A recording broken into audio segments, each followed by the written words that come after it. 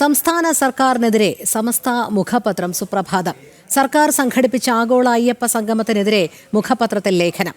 സർക്കാരിന്റെ വർഗീയ മുഖം തെളിഞ്ഞെന്ന് സുപ്രഭാതത്തിൽ വിമർശനം. ശിവദാസ് കന്മനം ചേരുന്നു. ശിവദാസ്, സർക്കാരിന്റെ വർഗീയ മുഖം തെളിഞ്ഞു എന്ന് സമസ്ത മുഖപത്രം സംസ്ഥാന സർക്കാരിനെതിരെ എഡിറ്റോറിയൽ എഴുതുമ്പോൾ അതിനെ ഇങ്ങനെ പ്രതിരോധിക്കാനായിരിക്കും ഇനി LDF സർക്കാർ ശ്രമിക്കുക. കാരണം ഒരു ഭാഗത്ത് പ്രീണന സ്വഭാവം കൈമുതലാക്കിക്കൊണ്ടായിരുന്നു മുന്നേറ്റം മുഴുവൻ നടത്തിയത്. ഇനി വരുന്ന തെരഞ്ഞെടുപ്പുകളിൽ ഹിന്ദു വോട്ട് ലക്ഷ്യം വെച്ചുകൊണ്ടാണ് അയ്യപ്പ സംഗമം നടത്തിയത്. പക്ഷേ അതിനെതിരെ ഉയർന്ന വിമർശനങ്ങൾ നമ്മളെല്ലാവരും കണ്ടതാണ്. ഇപ്പോൾ സർക്കാർ നേരത്തെ പ്രീണിപ്പിച്ചിരുന്നവർ കൂടി സർക്കാരിന് എതിരെ തിരിയുന്ന ഒരു മുഖമാണോ നമ്മളിപ്പോൾ കാണാൻ കഴിയുന്നത്? തീർച്ചയായും അതുതന്നെയാണ് ഈ ലേഖനം സൂചിപ്പിക്കുന്നത്. സമസ്തയുടെ മുഖപത്രം കൂടിയായ സുപ്രഭാതത്തിലെ എഡിറ്റോറിയൽ പേജിലെ കോളത്തിലാണ് ഇത്തരത്തിൽ ഉള്ള ഒരു ലേഖനം എഴുതിയിരിക്കുന്നത്. മുതിർന്ന മാധ്യമപ്രവർത്തകൻ കൂടിയായ NP ചേക്കുട്ടിയാണ് ഈ ലേഖനം എഴുതിയിരിക്കുന്നത്. അയ്യപ്പ സംഗമവും കേരളവും എന്ന തലക്കെട്ടിലുള്ള ഈ ലേഖനത്തിൽ സർക്കാരിനെ രൂക്ഷമായി വിമർശിക്കുന്നുണ്ട്. അതായത് സർക്കാർ കൃത്യമായി തന്നെ രാഷ്ട്രീയ ലക്ഷ്യത്തോടെയാണ് ഇത്തരത്തിൽ ആഗോള അയ്യപ്പ സംഗമം സംഘടിപ്പിച്ചത് എന്ന് ഈ ലേഖനത്തിൽ പറയുന്നു. ശബരിമലയുടെ വികസനത്തിന് വേണ്ടിയിട്ടാണ് ഇത്തരത്തിലുള്ള അയ്യപ്പ സംഗമം സംഘടിപ്പിച്ചത് എന്ന് സർക്കാർ പറയുമ്പോൾ ഇതിന് ശേഷം പിന്നീട് എന്തു നേട്ടം ഉണ്ടായി എന്ന് വിശദീകരിക്കാൻ സർക്കാരിന് കഴിയുന്നില്ല. മാത്രമല്ല വലിയ രീതിയിൽ മുഖ്യമന്ത്രിക്കെതിരെ അടക്കം വലിയ രീതിയിലുള്ള വിമർശനമാണ് ഈ ലേഖനത്തിൽ ഉള്ളത്.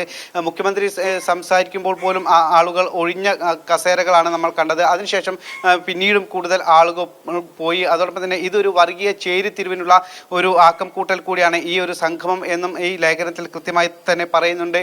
ഇനി വരും സമയങ്ങളിൽ ഇത് ഒരു ക്രിസ്ത്യൻ സംഗമവും ബൈബിൾ സംഗമവും മിലാദ് സമ്മേളനവും അടക്കം സംഘടിപ്പിക്കാൻ ഒരു പക്ഷേ സർക്കാർ തയ്യാറാകും. കാരണം അതിനുള്ള ഒരു അടിത്തറ പാകൽ കൂടിയാണ് ഈ അയ്യപ്പ സംഗമം.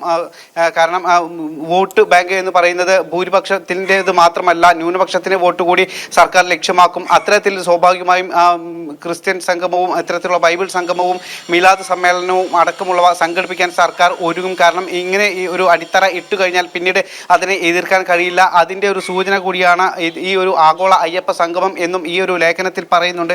അതോടൊപ്പം തന്നെ വെള്ളാപ്പള്ളി നടേശൻ അടക്കമുള്ള നേതാക്കളെ വിമർശിക്കുന്നുണ്ട്. കാരണം വർഗീയവാദി എന്ന് പറഞ്ഞുകൊണ്ടാണ് ഈ ലേഖനത്തിൽ വെള്ളാപ്പള്ളി നടേശനെ പരാമർശിക്കുന്നത്.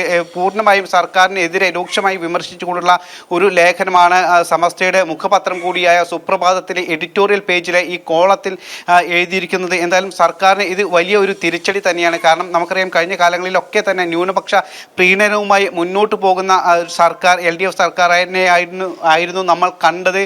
ഇപ്പോൾ തിരിഞ്ഞ് ന്യൂനപക്ഷ വിഭാഗത്തിൽ നിന്നും തന്നെ ഒരു വലിയ എതിർപ്പ് വരുന്നുണ്ട്. ഒരു പക്ഷേ ഇനി ന്യൂനപക്ഷ സംഗമം അടക്കം സംഘടിപ്പിക്കാനുള്ള നീക്കം സർക്കാരിന്റെ ഭാഗത്തു നിന്നും ഉണ്ടാകുന്നുണ്ട്. ഇത് ന്യൂനപക്ഷ സംസ്ഥാന സർക്കാരിനെതിരെ സമസ്ത മുഖപത്രം സുപ്രഭാതം.